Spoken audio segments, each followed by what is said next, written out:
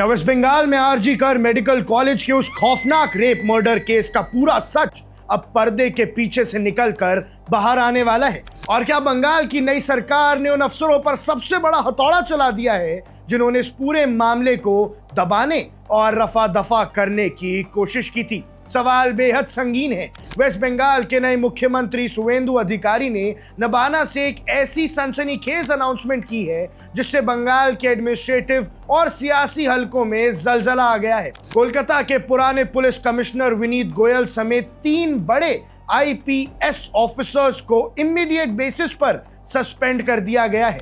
लेकिन बात सिर्फ सस्पेंशन तक नहीं रुकी है। नए सीएम ने साफ कह दिया है कि इस पूरे केस की फाइल फिर से खोली जा रही है और अब इसमें पुरानी चीफ मिनिस्टर ममता बनर्जी के रोल की भी जांच होगी। आखिर इन टॉप पुलिस ऑफिसर्स पर क्या संगीन आरोप है?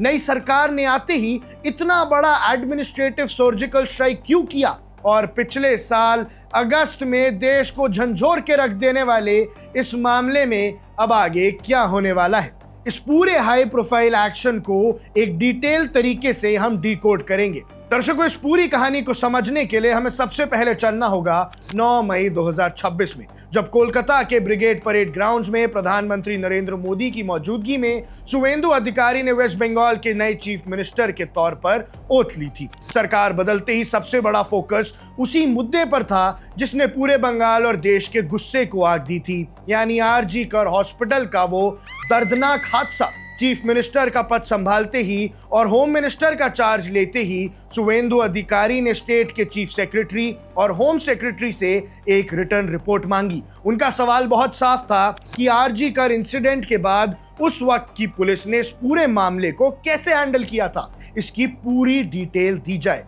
और ठीक 6 दिन बाद यानी 15 मई को उन टॉप सेक्रेटेरिएट्स की रिपोर्ट आने के बाद सीएम ने एक बड़ा एडमिनिस्ट्रेटिव डिसीजन लिया। उन्होंने कोलकाता के farmer police commissioner Vineet Goyal, farmer DCP central division Indira Mukherjee और farmer DCP north division Abhishek Gupta को नौकरी से सस्पेंड कर दिया। ये तीनों आईपीएस ऑफिसर्स फिलहाल अलग अलग पोस्ट पर थे। Vineet Goyal state intelligence branch के डीजी थे, Abhishek Gupta eastern frontier rifles में थे और इंदिरा मुखर्जी सीआईडी में स्पेशल सुपरिटेंडेंट।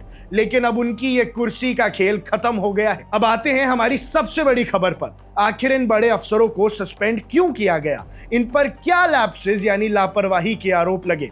शुवेंदु अधिकारी ने प्रेस कॉन्फ्रेंस में जो बातें बताई वो सुनकर किसी का भी सर घूम जाएगा। उन्होंने सीधे तौर पे इन तीनों ऑफिसर्स पर आरजी कर केस की इन्वेस्टिगेशन में मिस हैंडल करने का आरोप लगाया है। आरोप यह भी है कि जब अगस्त 2024 में उस 31 वर्षीय पोस्ट ग्रेजुएट ट्रेनी डॉक्टर की बॉडी कैजुअलिटी बिल्डिंग के 4th फ्लोर पर मिली थी, तो इन ऑफिसर्स ने मामले को दबाने के लिए पीड़िता के माता पिता को रिश्वत यानी पैसे देने की भी कोशिश की थी। एक बेटी के रेप और मर्डर के बाद उसके बेबस माँ बाप के सामने पैसों का लिफाफा आगे बढ़ाया गया था। ये वो संगीन आरोप है जो पिछले साल भी उठा था और अब इसकी डिपार्टमेंटल जांच शुरू हो चुकी है। আরো অনেক অপরাধী রয়েছে। প্রধান মাথা হচ্ছে মমতা ব্যানার্জি। তাকে যদি ধরে একদম জেলে পড়া যায় সব অপরাধীরা নাম বেরিয়ে আসবে। এবং আমার সেদিন রাতে আমার মেয়ের সঙ্গে যারা ডিনার করেছিল তাদের এখনো ঠিকভাবে তদন্ত হয়নি। আমার মেয়ের যিনি ভিপি সুমিত রায় তফাদার, যিনি এইচওডি অরুণাভ দত্ত চৌধুরী শুধু প্রিন্সিপাল জেলে আছে। এই ঘটনার সমস্ত মমতা ব্যানার্জির সঙ্গে কলেজ কর্তৃপক্ষ সমানভাবে দায়ী রয়েছে এবং স্বাস্থ্যমন্ত্রী যিনি আমাদের নারায়ণ স্বরূপ নিগমও এই আমার মেয়ের खून संगे जड़ित। इसके अलावा इन ऑफिसर्स पर आरोप है कि उन्होंने बिना किसी रिटर्न ऑर्डर के यानी बिना किसी ऑथराइजेशन के प्रेस कॉन्फ्रेंसेस किए और इन्वेस्टिगेशन को गलत डायरेक्शन में मोड़ने की कोशिश की। नए सीएम ने साफ कहा है कि इन तीनों पर डिपार्टमेंटल प्रोसीडिंग शुरू हो चुकी हैं, जिसकी देखभाल खुद होम सेक्रेटरी करेंगे under the supervision of chief secretary. अन्यान्य राज्येर विधानसभार पारफरमेंस तार एलाकार विधायकेर पारफरमेंस सरासरि मानुष देखते पाय। आमादेर এই বিধানসভায় বিধায়কদের পারফরমেন্স তারা আসছেন কি আসছেন না, তাদের যে উদ্দেশ্য নিয়ে এলাকার জনগণ নির্বাচিত করেন তাদের দায়বদ্ধতা কতটা তারা পূরণ করছেন কি করছেন না এগুলো সম্পর্কে ভোটার গণদেবতা জনতা জনার্দন তারা সম্পূর্ণ অন্ধকারে থাকে তাই আমি আশা করব মাননীয় অধ্যক্ষের নেতৃত্বে। लेकिन इस पूरे मामले का सबसे बड़ा और एक्सप्लोजिव ट्विस्ट अभी बाकी है।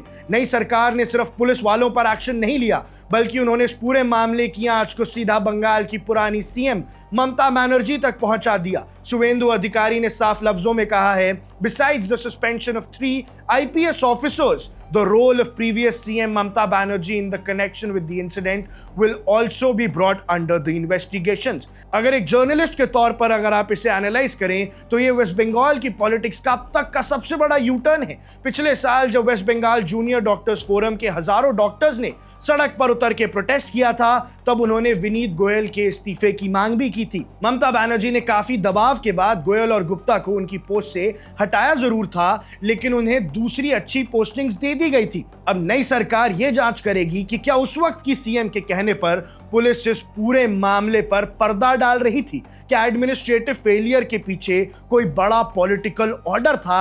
इस एंगल पे भी अब जांच होगी। यहां एक बात क्लियर करना बेहद जरूरी है, चीफ मिनिस्टर ने साफ किया है कि state government actual criminal investigation में कोई इंटरफेयर नहीं कर रही है क्योंकि आरजी कर का ये क्रिमिनल केस अभी सेंट्रल ब्यूरो ऑफ इन्वेस्टिगेशन के पास है और सुप्रीम कोर्ट के अंडर जुडिशियल स्क्रूटनी में चल रहा है। पुलिस ने उस वक्त 33 साल के सिविक वॉलंटियर संजय रॉय को अरेस्ट किया था लेकिन उसके पीछे की कॉन्स्पिरेसी और इंस्टीट्यूशन लैब्स का जो मामला था उस पर स्टेट गवर्नमेंट अब अपना डिपार्टमेंटल एक्शन ले रही है। इस पूरी लड़ाई में एक बड़ा इमोशनल और पॉलिटिकल एंगल ये भी है कि पीड़िता की मां रत्ना देवनाथ ने हाल ही में हुए वेस्ट बंगाल असेंबली इलेक्शंस में पानीहाटी सीट से बीजेपी के टिकट पर लड़कर जीत हासिल की थी। यानी वो अब खुद असेंबली में बैठकर अपनी बेटी के इंसाफ की आवाज को और बुलंद करेंगी, खुद एमएलए बनकर अपनी बेटी के लिए इंसाफ मांगेंगी। अगस्त 2026 से शुरू हुई इंसाफ की वो काली रात अब 2026 में एक नई मोड़ पर आकर खड़ी है।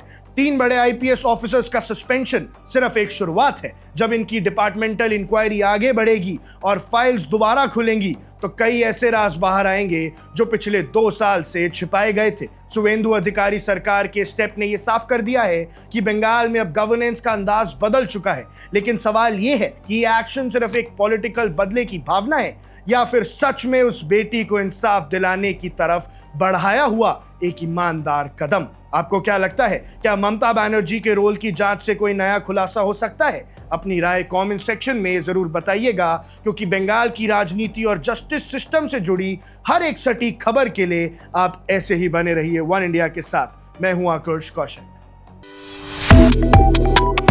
Subscribe to One India and never miss an update. Download the One India app now.